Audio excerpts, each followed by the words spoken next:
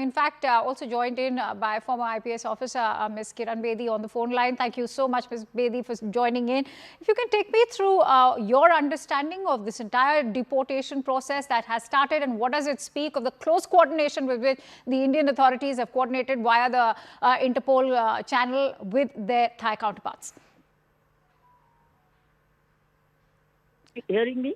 Yes, Ms. Bedi, please go on. Well, it is, if you work with and seek caution and follow the due process of law, and it works. It shows it works. The immediate red collar notice was issued and the authorities apprised, and information was known that they've flown out, and sharing of this information. I think it has worked. It shows that if you work with speed and professionalism, it works, it helps. Is this now becoming a living example, given that India is trying to extradite many of those who are currently sitting in various other countries, particularly those in Europe? Is this now an example for authorities to go by? Yeah, if red collar notices are issued early and keep it check. All right, we'll try and reconnect. Right. Please go ahead, Ms. Bedi. There was some problem with the network. Acha. It was.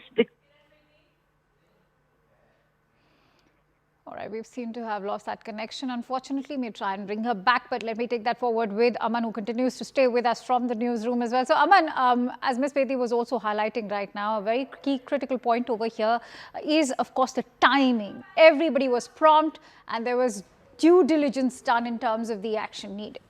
Well, absolutely, Akanksha. See, 7th morning since they have escaped, and today is the 11th. Within 4 days, if India is able to get these fugitives back from Thailand, I think it's a big achievement, because in other cases, the process has taken much, much longer. So I think, as Kiran Bedi was also mentioning, the immediate issuance of the blue corner notice, the providing of the information from the Indian immigration, because as soon as the Indian immigration realized that they have taken this flight at 5:30 a.m. on the morning of the 7th, the Thailand authorities also realized that they had landed in Thailand that same morning.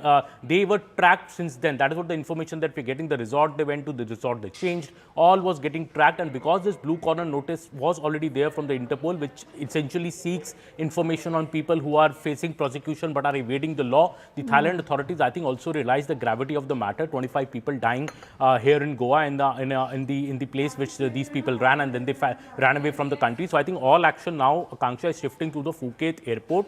What we are learning through our reporters is that these brothers could soon be brought from this detention center where the raid was carried out in the morning, where the place where they were staying, they were taken to a detention center, and now they could soon be on a flight back to India. They will be brought to the Phuket airport, handed over to an Indian team which is already waiting for them, and then they will be immediately deported from Phuket back to Delhi. They could be brought to Delhi and then produced in a court here and then taken on a transit remand, maybe to Goa, like the other arrests have happened. The same route has been followed, and all this is very, very likely. Later today, I think the action will happen on the Phuket airport. All right.